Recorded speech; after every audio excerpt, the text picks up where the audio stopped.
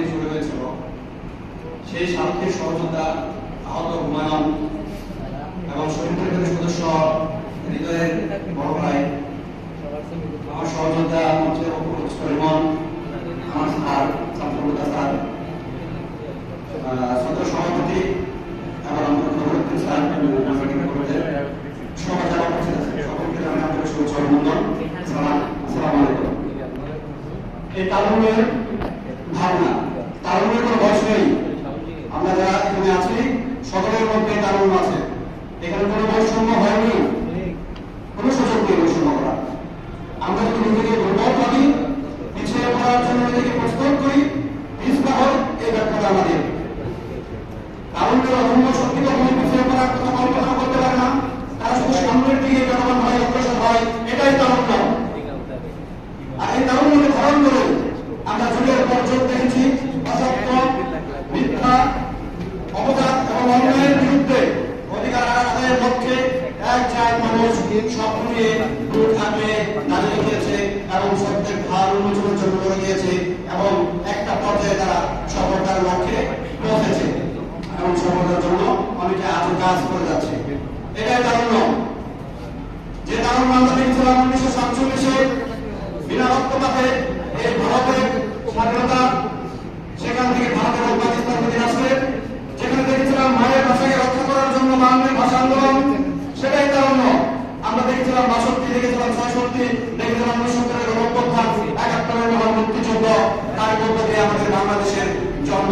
আমরা বাঙালি, আমরা বীরের জাতি, আমাদের বীরত্বকে ধারণ করে আমরা বিশ্বের মুখে মাথা উঁচু করে দাঁড়িয়ে আছি এবং যুগের পর যুগ আমাদের দেশকে বিশ্বের শ্রেষ্ঠতম রূপ করার জন্যই আমরা অনবরত লড়াই করে যাচ্ছি। আমাদের এই তারুণ্য আমরা জয় করব ইনশাআল্লাহ, এটা আমাদের দৃঢ় বিশ্বাস। বাংলাদেশ স্বাধীন হওয়ার পরে একটা নব্য রাষ্ট্র নানা বৈশ্বিক ষড়যন্ত্রের ভিতর দিয়ে মোকাবেলা করে আজ অবধি 54 বছরে পা রেখেছে। তার মধ্যে দেখেছি আমরা 90-এর স্বৈরাচারী আন্দোলন, তার মধ্যে দেখেছি বিশ্বের একটি বৃহৎ ধর্ম মুসলিম ধর্ম, সেই ধর্মের নবী হযরত মুহাম্মদ সাল্লাল্লাহু আলাইহি ওয়াসাল্লামের কটূক্তির প্রতিবাদে মুসলিম জনতা কিভাবে প্রতিবাদ করেছিলেন, তারুণ্যের সেদিন বহিঃপ্রকাশ দেখেছিলাম। আমরা দেখেছি 2018 সালের কোঠা আন্দোলন, যেখানে বৈষম্যের বিরুদ্ধে প্রথম ঐক্যবদ্ধ এবং সাংগঠনিক আন্দোলন হয়েছিল। সেই আন্দোলনের পূর্ণতা পায় 2024 সালে সেই বৈষম্য বিরোধী ছাত্র আন্দোলনের ধারায়। আজ আমরা দেশকে বৈষম্য মুক্ত করার জন্য আমার সহযোগিতা বলাগের মাদকের বিরুদ্ধে আমরা অবশ্যই সকল নেশাকে না করবো এবং নেশা মনকে রক্ষা করার জন্য কাজ করব। আপনি যদি গাছের গোড় থেকে গাছকে উপরে ফেলতে না পারেন, তাহলে সেই গাছে বংশবৃদ্ধি হবে। সেই জন্য আমাদের কাজ করতে হবে। আমার সহযোগিতা আরেকটা কথা বলে গেলেন, নেতৃত্ব নির্বাচনে আপনারা ভুল করবেন না।